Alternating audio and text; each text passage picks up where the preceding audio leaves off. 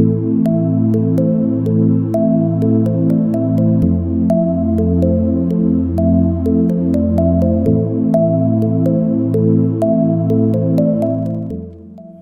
assalamualaikum warahmatullahi wabarakatuh. Berjumpa lagi dengan saya Abdul Mustajib, tentunya di Top Choice TV. Kali ini saya kedatangan tamu Samsung Galaxy Tab V3, ya, yang kerusakannya itu kena air dan juga mengakibatkan touchscreen-nya itu ngacak.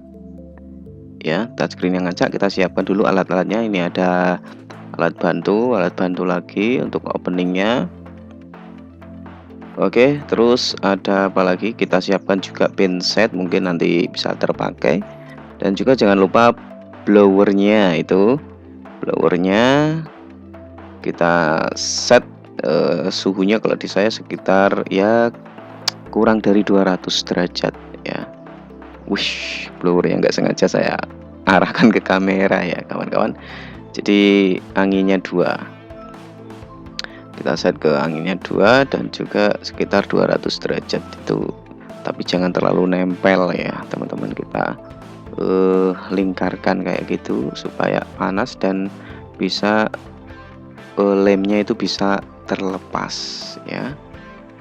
Sambil saya bekerja, teman-teman yang mungkin baru lihat video ini, jangan lupa klik subscribe dan juga klik gambar lonceng. Bisa juga share ke media sosial kalian juga bisa, mungkin untuk status ataupun story juga bisa, apapun itu saya izinkan ya. Asal jangan terlalu over. Oke, kawan-kawan, kita lanjutkan kembali. Oke, jadi kita congkel secara perlahan dari samping ya, sambil dipanasin ya. Di sini saya agak percepat sedikit. Kalau sudah apa ya namanya agak kelihatan namun lemnya mungkin masih merekat, kita bisa panaskan kembali. Di sini saya percepat ya teman-teman, biar durasinya itu tidak terlalu panjang ya. Kalau nanti terlalu panjang ya terlalu lama seperti itu. Jadi kita percepat aja. Oke teman-teman, ini sudah hampir selesai. Nah kayak gini, kemudian sambil pelan-pelan lemnya itu akan meregang ya teman-teman. Di sini basah ya, teman-teman bisa lihat ada genangan air. Di sini juga ada genangan air yang mengakibatkan HP-nya itu tidak bekerja dengan baik, khususnya di bagian touchscreen-nya seperti itu. Jadi teman-teman kalau ketemu dengan HP ataupun handphone sembarang kalir lah, pokoknya handphone sebagai HP kalau kena air itu biasanya touchscreen-nya itu ngacak ya, touchscreen-nya itu ngacak.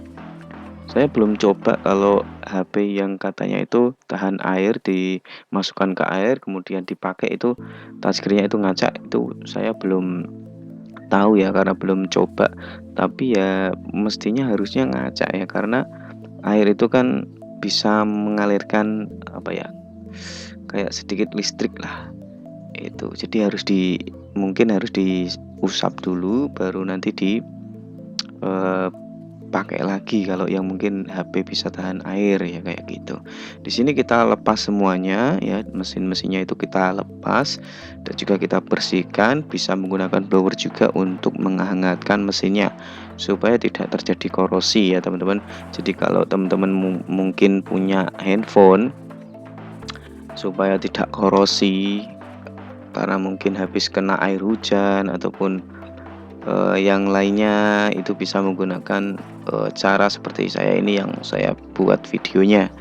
Jadi teman-teman bisa praktekkan sendiri di rumah, tapi saya tidak bertanggung jawab ya. Nanti kalau ada kesalahan saya tidak bertanggung jawab, saya hanya memandu saja lewat video ini seperti itu. Jadi kalau untuk mudahnya ya teman-teman serviskan aja lah, paling kisaran harganya ya kurang lebih ya 50-an ribu lah, bisa juga lebih juga bisa, tapi kan kebanyakan ya kurang lebih segitu 50 sampai 70 ribu untuk hanya servis kayak gini. Karena mungkin membuka casing HP itu ya resikonya cukup tinggi dan mungkin bisa harganya itu bisa bervariasi di tempat-tempat sahabat semuanya. Jadi tidak mematok harga sekian itu semuanya sama, karena tidak ada organisasi teknisi yang mungkin membuat kalau servis ini harusnya harganya segini biar sama kayak itu tidak ada, jadi mungkin harganya itu akan bervariasi. Oke, kita lanjutkan ya teman-teman. Kita akan coba lepas ya mainboardnya, dan juga nanti kita bersihkan agar bisa dipakai kembali ya, supaya bisa lebih bagus ya daripada saat terkena air ya. Jadi tidak bisa, touchscreen-nya tidak bisa digunakan dengan baik ya. Yang namanya servis ya kayak gini, tutorialnya, langkah-langkahnya yang saya lakukan itu kayak gini ya, teman-teman bisa melakukan atau mempraktekkan. Jadi biasanya teman-teman kalau menghadapi handphone yang kayak gini kena air itu terkadang bingung, malah teman-teman charger ya, waduh parah, tidak dibersihkan dulu tiba-tiba di charger ataupun digunakan, itu sangat berbahaya sekali apabila handphone terkena air ya. Tapi handphonenya itu tidak support untuk anti air. Kalau airnya sudah masuk ya kita harus mengeluarkan supaya tidak, yang pertama tidak korosi dan tidak fatal. Kalau sudah fatal ya kameranya kayaknya lepas sih. Bukan kamera ya, itu penjepitnya dari metal kayak gitu. Kita lanjut. Nah, di sini kita amati dulu, sudah lampanya masih agak basah, kita seka dulu dengan tisu supaya mungkin kalau ada air yang menggenang itu bisa terserap di tisunya, seperti itu ya kawan. Jadi harus sabar dan juga telaten kalau mau servis elektronik khususnya handphone, itu harus sabar dan juga telaten, ditambah lagi teliti ya. Jadi seperti ini. Baterainya juga kita lap, terus sela-selanya yang mungkin ada airnya itu kita juga bersihkan. Jadi intinya kawan-kawan harus sabar saat mereparasi.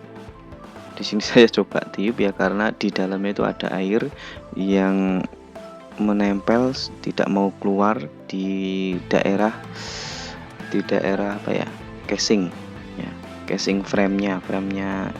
Nah, di sini saya lakukan pengeringan menggunakan blower. Oke, sudah agak kering.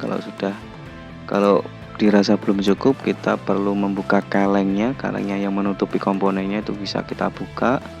Di sini saya membuka kalengnya ya, agar mungkin kalau di sela-sela itu ada air kita bisa membersihkannya. Jadi harus total ya, harus kering total dan hati-hati seperti itu. Kalau tidak kering total ya nanti bisa korosi handphonenya.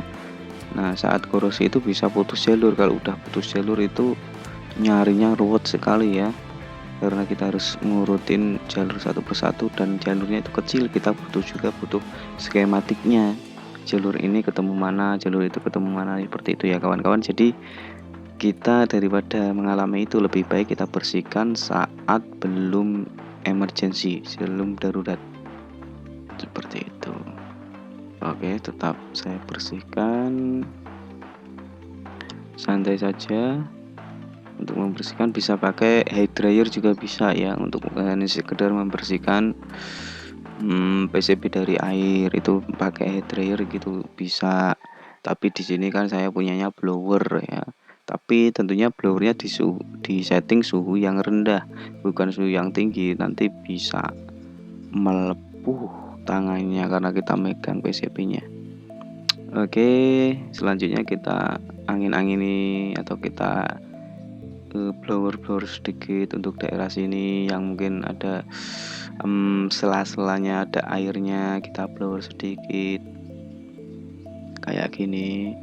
Semuanya kita angin-angini dengan suhu sekian derajat, 150 sampai 200 derajat, tapi jangan terlalu deket kayak gitu kalau di saya.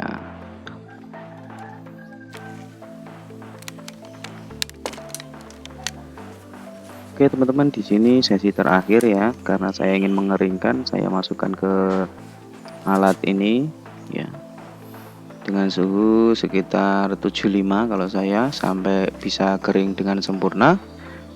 Dan sampai di sini videonya. Terima kasih teman-teman sudah menyimak video ini sampai waktu ini ya, sampai 10.36 menit ya. Terima kasih, semoga video ini bermanfaat.